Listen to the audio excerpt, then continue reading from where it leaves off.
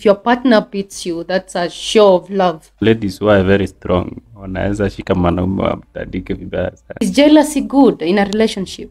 Kama mwanamke akiona bwana yake anacheka na wanawake wengine anajua hapa kitaumana. But if somebody threatens to kill you, that is a red flag. You should run away from that relationship. You should start planning your exit. Kuna wanaume wanapigwa. Today on the Fel Show, we are going to talk about toxic relationships, how to navigate one or perhaps run away from one.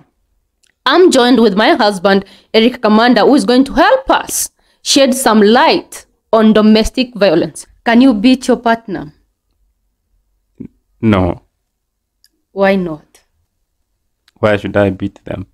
There is a saying that goes on the streets that if your partner beats you, that's a show of love. For me, it isn't. I don't think there is anybody that expresses love through beating their partner. Unamshika, unamchapa akifanya makosa. Unamkosoa kwa upendo, kwa kumpiga. Sidhani hiyo ni njia mzuri ya correct mtu. What's your take on gender-based violence or domestic violence? Because when first hiyo jina ukisikia, most people, including me, what comes to your mind is that the women, the ladies, girls are victims. Are there men who undergo domestic violence? Kunao kadhaa, quite a number, yeah. Kuna wanaume wanapigwa lakini wanaogopa kukama out juu ya stigma. Le mwanaume umepigwa ni aibu, so wanapigwa wanachill. Of course, kuna, for example, mimi nipige mwanaume ni kama ameniallow nimpige because najua kuna uwezo wa kunipiga. Not all men are that strong physically and mentally. So si wanaume wote wako na hiyo ego ya kutaka kupiga mtu, na si wanaume wote wako na nguvu kuliko wanawake. There are some ladies who are very strong. Wanaweza shika mwanaume wamtandike vibaya sana. So let's go through these things in a more logical and chronological order. Okay. What is a toxic relationship like? When you hear something like a toxic relationship, what are some of the things zenye ukiangalia hivi, for example, unaweza sema this is toxic, I need to get away from this as much as I can? Kuna vitu zinafaa kuwa obvious. Wakati partner mmoja na control mwingine. Na sasa control can come in many different forms. You can elaborate for us to understand further. Mtu anaweza kuwa na control mwingine financially. Na kuwa like mmoja ana live at mercy ya huyu mwingine financially. As in explain zaidi tuelewe financially. Akupei pesa ama no, anakupea pesa lakini so that usiondoke. So that usiondoke. Ama ukifanya makosa hata kupea pesa utalaka.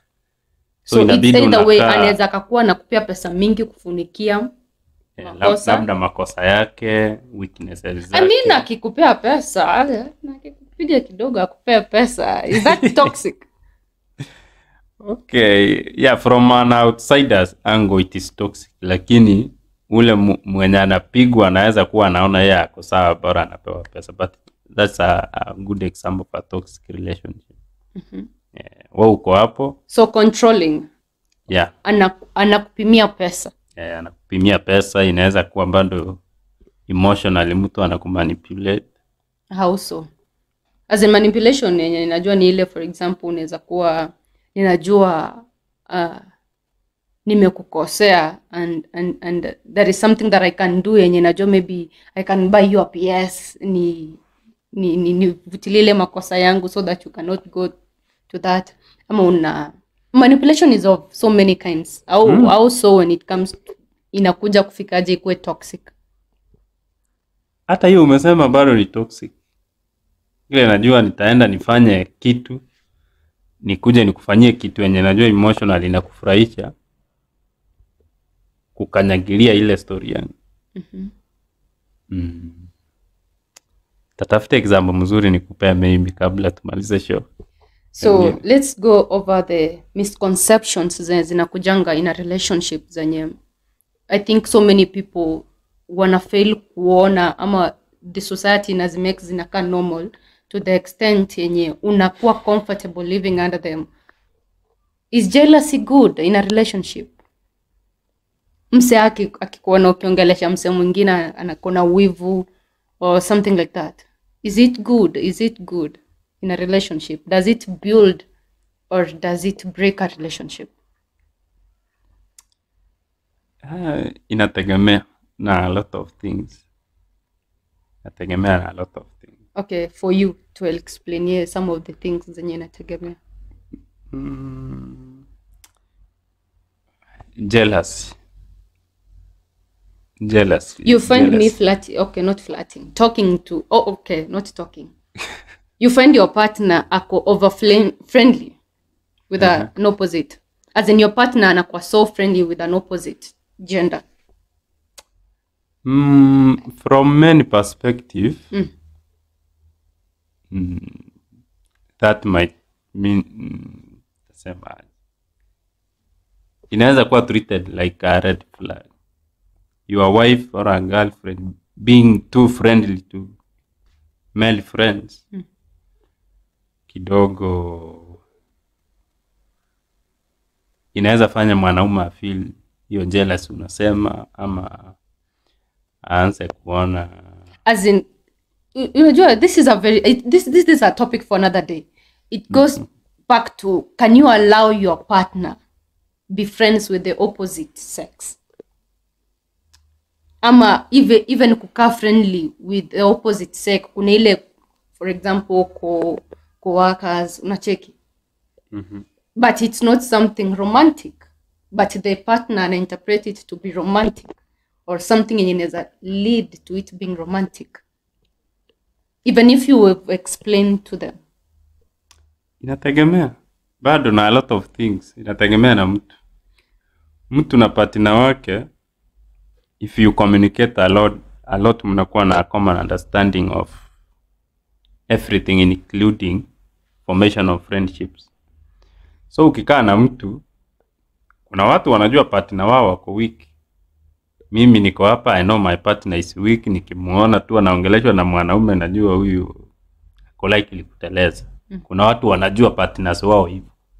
So akimuona anacheka na mwanaume mwingine, ama mwanamke akiona bwana yake anacheka na wanawake wengine, anajua hapa kitaumana. Unaona? Na kuna wengine wako comfortable depending on how they build their relationship, the understanding they have. Kuna wenye watakuwa comfortable, anasema tu is a mature person, they can make sound decisions. Yeah. So let me give you an example. There is somebody I know, anapiga bibi yake. Yeye umwambia ende ulete kiboko alafu ulale chini, na nampiga mbele ya watoto, like, na the woman ako okay because anaona that's a sign of love in that relationship. Is it love? As in, how is that love? Nimekwambia kila kitu inategemea na a lot of things. For me, is that's that not. Okay, is that a toxic relationship or it's a healthy relationship? From a general perspective, it is a toxic relationship. Unless kuna human beings hii dunia wenye mimi sijawaelewa vizuri, wenye wanaenjoy kupigwa. Mimi personally, I consider being to be a toxic relationship. Can you beat your wife or your partner personally? No. Why so?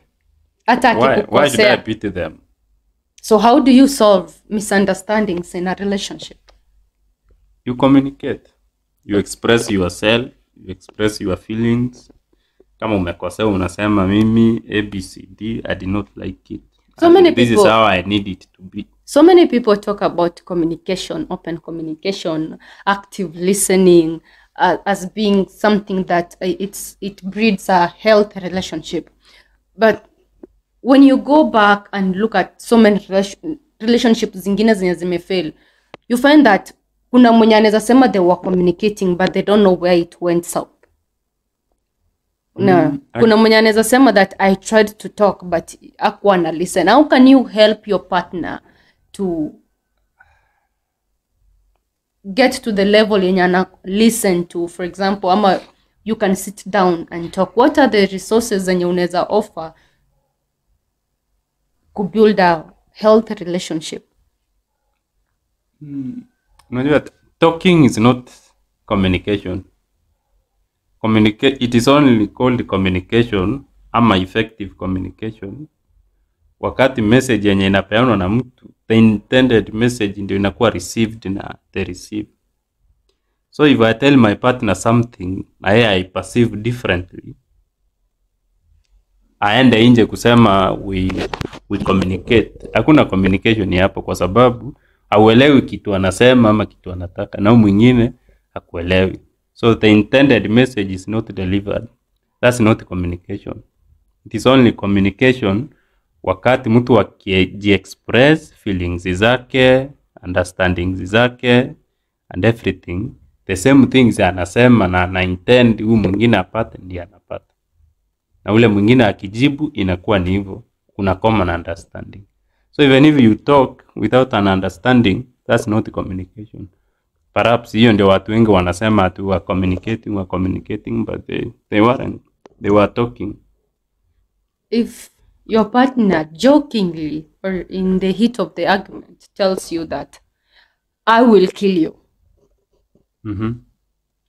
and then later on asema it was just, alikuwa amekasirika or something like that, how is that in a relationship? How can you move on past ni joke? There are things that should not be taken as jokes. Uweze threaten mtu ati nitakupiga ama nitakuua. Lakini si ni hasira. Sasa ile umekasirika, umenikasirisha for example. Wakati watu wamekasirika, alafu niko tu hapo, nitakupiga, nitakuua. Wakati watu wamekasirika wanaongea ukweli. Kama wakati mtu amelewa, wanaongea ukweli. So in short, if somebody threatens to kill you, that is a red flag. You should run away from that relationship. You should start planning your exit. Okay. So it will eventually come to that.